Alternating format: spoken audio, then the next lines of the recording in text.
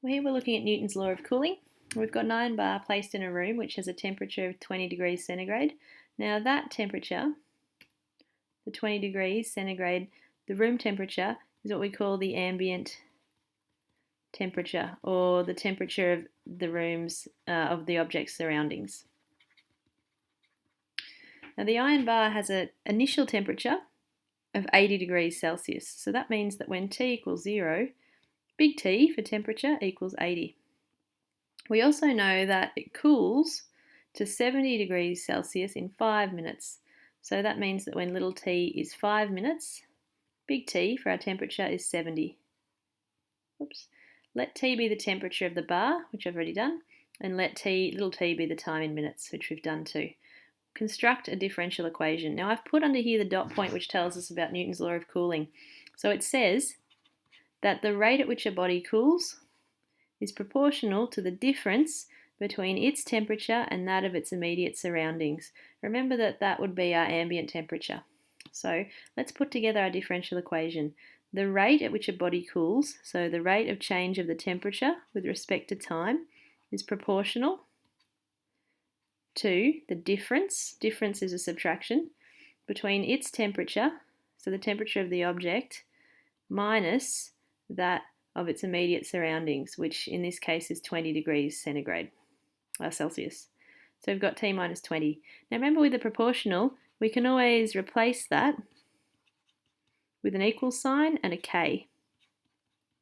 And in this case, we're actually looking at cooling. So we're going to use a negative here for K. So K is positive, but we're putting a negative in front so that this part here actually tells us we've got negative, which is cooling. So the rate of change is going to be a negative rate of change. Okay, so that's the first part of what we need to do. The second part, and I'll draw a box around that because that's an important thing. That's constructing our differential equation. So that's done. The next thing we're going to do, part B, is we're going to solve this differential equation. So we'll do this in blue. So let's solve dt, big T, d little t, equals negative k, big T minus 20. Now I'm going to separate things out here. So what I'm going to do is bring the little dt up to the right side. And then I'm going to take everything that's directly related to the big T, so that's this part here, I'm just going to leave the constant over to this side, divide underneath, so that it becomes a denominator. So we get d big T on T minus 20 equals negative k dt. Now what we can do is we can integrate both sides. So I'm going to put an integral sign. I'm just going to change this to be T minus 20 underneath, like that. It's a bit easier to see what's going on. So this is going to be log of T minus 20 equals, and here this is going to be the coefficient of T, because this is a constant, so it's going to be negative kt plus a constant of integration C. All right. And as we've been doing our working here, a couple of things have happened. At this point, we know that the denominator here of this equation can't be 0. So we actually know that T can't be 20 because that would introduce a 0 denominator. And here, because we know that the log has to be positive, we actually know that T is not only going to be not equal to 20, but it would have to be bigger than 20 because we need this to be a positive number. So what I can do now is, as long as I say T is bigger than 20, I'm going to just turn this now into a normal log without the modulus sign. Now to finish this off, we've got a couple of steps. The first one is going to be we need to solve, and because I did big D little t, I'm going to solve this for big T, and then we'll put our conditions in. So solve for big T, so raise both sides to the power of e, like that. The e and the log cancel, so we have T minus 20 equals, now here we're going to take advantage of the fact that this is one thing, e to the negative kt, multiplied by e to the c, because when you have an addition in a power, that really means multiply. Okay, so I'm going to take the 20 to the other side now, and I'm also going to relabel this. This is a constant, e is a constant and c is a constant. I'm going to call this T0. And I'll just make sure that I put here, T0 equals e to the c. And I'll put a box around that because that's our solution. Might move it down a bit too. And the type of solution this is, remember, this is a general solution because it still has the constant of integration in here. So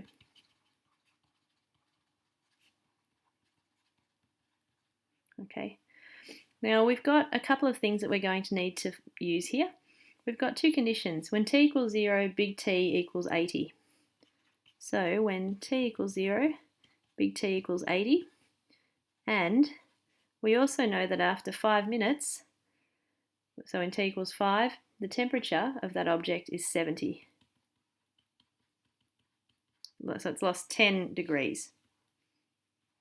So let's look at the first condition. T equals 0, we'll put that in, and t is 80. So 80 equals T0, e to the 0 plus 20. Rearrange that, so 60 equals T0. e to the 0 is 1.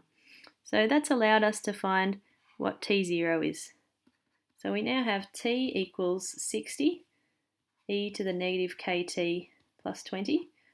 Now we can use our second condition. Now the question I suppose you might ask is, why do we need another condition? Well, we've really got two constants in here, this one and this one. So our first condition has let us find T0. The second condition is going to help us to find K. So when we've got when T equals 5, big T equals 70.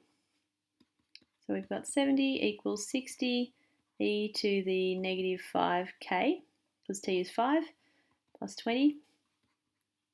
So 50 equals 60. And I'm putting all the steps in here. You probably wouldn't need to put all these steps in. Cancel that down a bit. Take the log of each side. And we take the log of each side because the log and the exponential cancel. So you have log of 5/6 equals negative 5k. So therefore, k equals negative 5, log of 5/6 divided by negative 5. And in terms of writing it, I'd keep it that way. You might want to bring the negative 1/5 out the front, like that. Okay, so we've now got T0, and I'll put a box around this. We've got K as well. All right, so what we can do now is put all of those things together into our differential equation. So remember that this is our differential equation here. Put this on the next page. We've found all the pieces. So we've got T equals T0, which was 60, e to the negative K we found was negative 1/5 log of 5/6. So, and all of that's multiplied by T plus 20. A bit of simplifying. The negatives disappear, which is awesome. I'll just change the colour. And here, what I'm going to do, this is all one thing, and that is multiplying. So we've got the T and the 1/5, which is really T over 5. I've just multiplied those two things together, log of 5/6. So that thing multiplying that thing and that thing, plus 20. And the cool thing about this is that now this can come up as a power. And the reason I want to do that is to get the e and the log together. So we've got T equals 60, e to the log 5/6 to the power of T over 5, and that's all plus 20. The e and the log cancel, so we have T equals 60, and then this 5 over 6 comes down, and it's all to the power of T over 5. All right, and the interesting thing here is, just to check this still makes sense, when little t equals 0, this will be here, anything to the power of 0 is 1.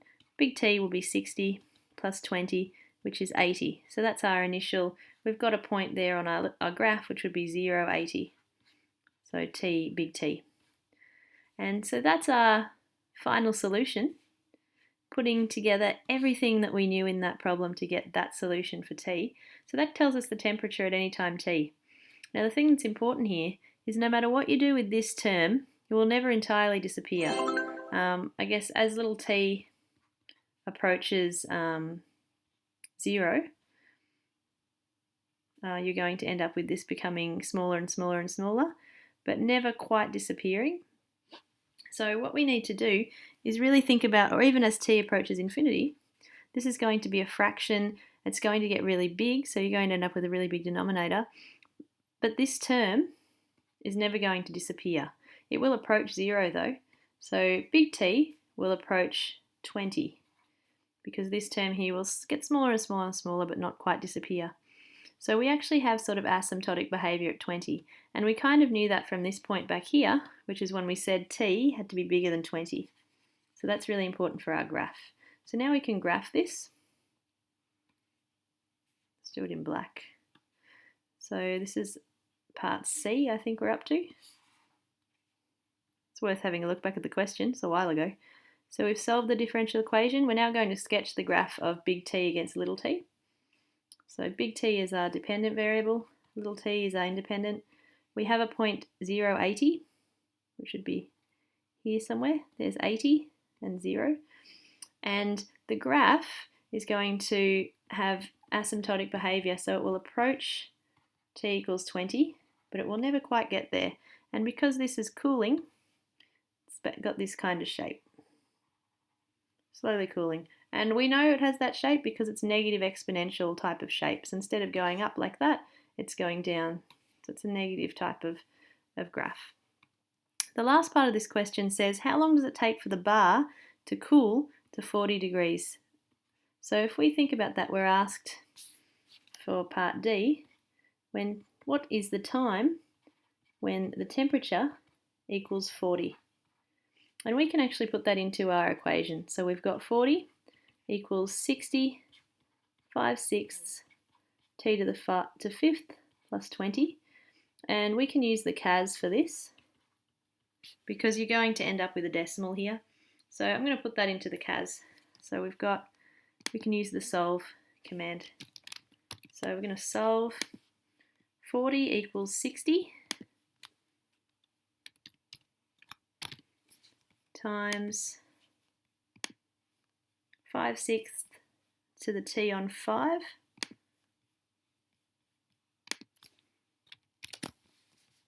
all of that's raised to the power of t over 5, and we add 20 to all of that. Let's solve that for t. We get this answer.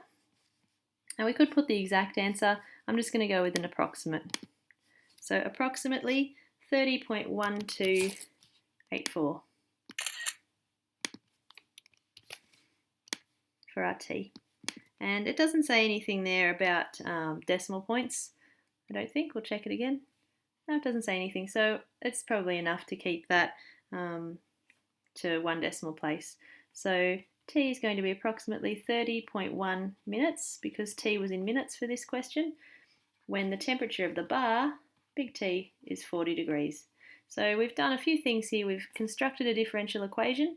We've then put it together from Newton's law of cooling. We've solved that differential equation by using a couple of conditions to find the 2 unknown constants.